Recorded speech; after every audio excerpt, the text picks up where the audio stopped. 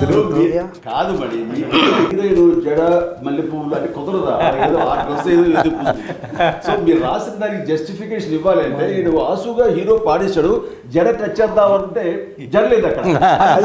Fun తోటి మీరు తప్పుని సరిదిద్దారు. నాకు మరీ అన్న బంబంబోలే సాంగ్లో నేను నిన్న ఎక్కడ ఇంటర్వ్యూ చెప్తాను, నేను కూడా చిన్న డ్యాన్స్ మూమెంట్ గోపాల్ డాన్స్ చేశాడా? ఏంటంటే అన్న మీరు ఆ టీషర్ట్ ఈ మధ్యలో పెట్టుకొని ఇలా ఇలా పెట్టుకొని ఆ బంబంబోలే మాత్రం అది జీవితాన్ని జన్మకి ఒక పాట అంటారు, అలాంటిది నాకు ఆ రిథమ్. ఈ మధ్య విశ్వంబర్కి మేము బెంగళూరు వెళ్ళాం కంపోజ్కి కీరవాణి గారితో.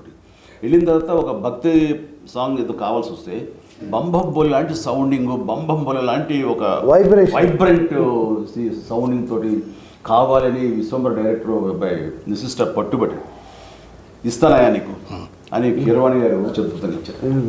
రాముడు వాడు అది చూడబోతున్నాం. మనకి సౌత్కి హిందీ మార్కెట్ గేట్ ఓపెన్ చేసిన సినిమా ఈ ఇంద్ర ద టైగర్ అనే పేరుతోటి. అది ఎక్స్ట్రా ఒక మనకి ఇన్కమ్ అయిపోయింది తెలుగు సినిమాలకి. దానికి నాంది పలికింది ఇంద్ర ద టైగర్. కథ, మాటలు, పాటలు, దర్శకత్వం ఈ 4టికి 4 25 మార్కులు ఇస్తామండి సినిమాకి. కానీ ఈ మీ దగ్గరికి వచ్చేసరికి ఇవి మేము సగం అయితే మాకు సగం అంతే అంతే. మీ గురించి ఒక మాట చెప్తా.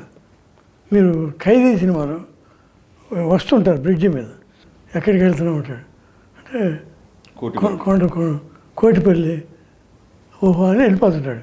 కానీ మీరు షిఫ్ట్ అవుతారు, ఏంటి కొండపల్లి అక్కడికి వెళ్తున్నాడు అంటే మనసు మార్చుకున్నాం. అలా మీరు ఇండస్ట్రీకి నటుడిగా వచ్చారు, కానీ మనసు మార్చుకుని మహానటుడు అయ్యారు. ఈ సినిమాలో మెగాస్టార్ చిరంజీవి గారు హీరోనే కాదు, మేము ఫస్ట్ స్టోరీ డిస్కషన్ అయిన తర్వాత ఇంకా ఎందుకు కరెక్ట్గా రావట్లేదని దత్తు గారు నేను అన్న మీరు రావాలి, మీరు కూర్చోవాలి. అప్పుడు కానీ పెద్ద అబ్బాయి కుదురుగా కూర్చోడు అంటే 4 రోజులు ఆయన వచ్చి, ఆయనకు అవసరం లేదు డైలాగ్, సీన్ బై సీన్ అనుకుంటా మొత్తం ఫుల్ స్క్రిప్ట్ రెడీ చేసుకున్నాం. జగదేవి వీడు అతను సుందరి నుంచి ఆయన చేసి సినిమా అన్నింటిలో నన్ను కూర్చోబెట్టాడు. అందరూ 2.5 months కూర్చున్నారు ఆయన జగదేవి సుందరికి మద్రాసులో. రాఘవేంద్ర వారిని 5 రోజులు మిస్ అయ్యాడు, కానీ 2.5 months ఆయన తపన ఇది అంతా ఎంత ఎక్స్ట్రాడినరీగా ఉంటుందో. ఫైనల్ ఇప్పుడు లెంగ్త్ ప్రాబ్లం వచ్చింది, మేము ఫస్ట్ కాపీ చూసాం, 3 hours 20 minutes వచ్చింది. 25 minutes తగ్గించాలన్న ఇది 18 నిమిషాలు 20 నిమిషాలు లేపు అవుతారు. ఇప్పుడు మేమంతా అనుకున్నాం మిమ్మల్ని ముందు కూర్చోబెట్టి మేము ఎవరు ఏం మాట్లాడకూడదు అని పర్ఫెక్ట్గా ఆ లెంగ్త్.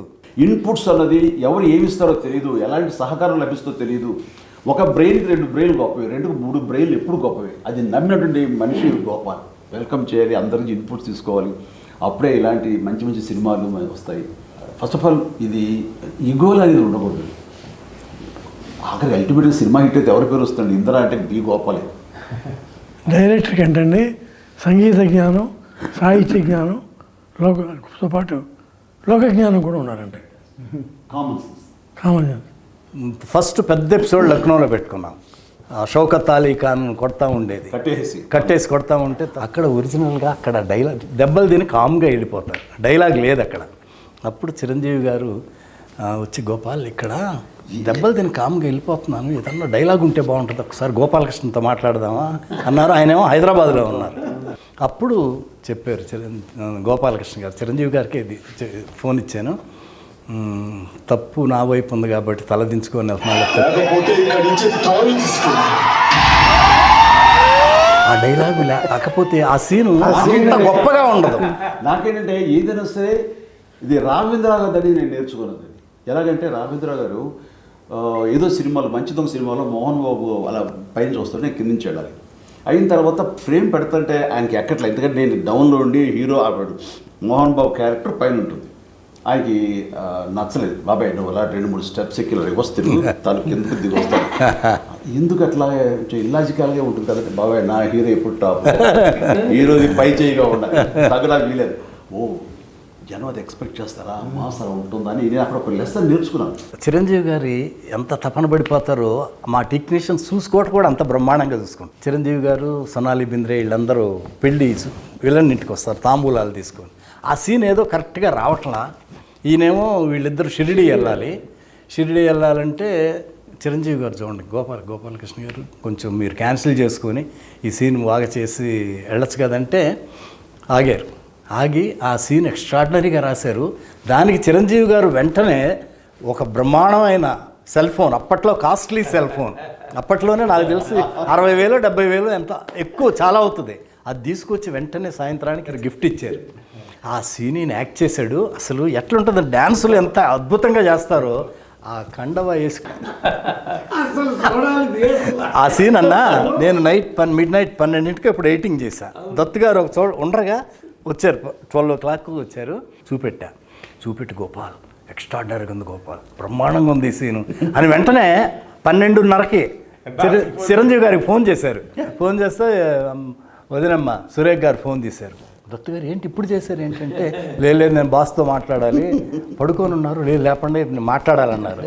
ఆమె లేపి చిరంజీవి గారిని లేపి ఫోన్ ఇచ్చి దత్తు గారు ఏంటంటే, దత్తు గారు ఏంటి ఇప్పుడు చేశారంటే, బాస్ ఇది ఒక సాంగ్ బాస్, ఈ సీను అదిరిపోయింది, ఏమి చేశారు బాస్ మీరు, ఎక్స్ట్రాడినరీగా ఉంది. నాకు ఇప్పుడు సీన్ చూసాను, మీకు చెప్పాలన్నది చెప్పేశాను, నేను హ్యాపీ. కమర్షియల్ సినిమాలకి ఈ ఇందులో ఒక నిఘంటువు, ఒక గైడ్ అండి అది అనుకోవచ్చు. అలాంటి ఇది టేకింగ్ వైజ్ కానీ కథనం కానీ డైరెక్ట్గా బి గోపాల్ కానీ కథ అందించినటువంటి మన చిన్నకృష్ణ కానీ. నేను రచయితగా మాత్రం రాయలేదన్నా, ప్రమాణం పూర్తిగా చెప్తున్నాను, ఒక అన్నయ్యకి తమ్ముడుగా రాశాను అంతే అన్నా, అంతకంటే చిరంజీవి గారు లేకపోతే అసలు ఈ అశ్విని దత్తు ఈ ఇండస్ట్రీకి వచ్చి ఏమి చేశాడంటే ఏమి చేయలేదనే అర్థం వస్తుంది. జగదేకవీరుడు, చూడాలనుంది, ఇంద్ర, ఇలా చెప్పుకుంటూ పోతే అన్నీ గొప్ప సినిమాలే. చిరంజీవి గారికి ఏమి ఇచ్చి రుణం తీసుకోవాలో నాకు అర్థం కాదు. నేను ఆ మాట మీరు పెద్ద మాట ఒప్పుకోరు సార్, మీరు ఎప్పటికీ మేము మీ రుణం తీసుకోవాలి. ఇందిరా 2 చేయాలని నా కోరిక. డన్ బాబాయ్, డన్. సుందర్ కూడా మీరు చేయాలనే ఆలోచన ఉంది. ముందు చేశారు కాబట్టి దీనికి ఇందిరాకి ఒకటి, జగదేకవీరుడికి ఒకటి, 2 సీక్వెల్స్ వస్తాయి. ఇది నేను 100%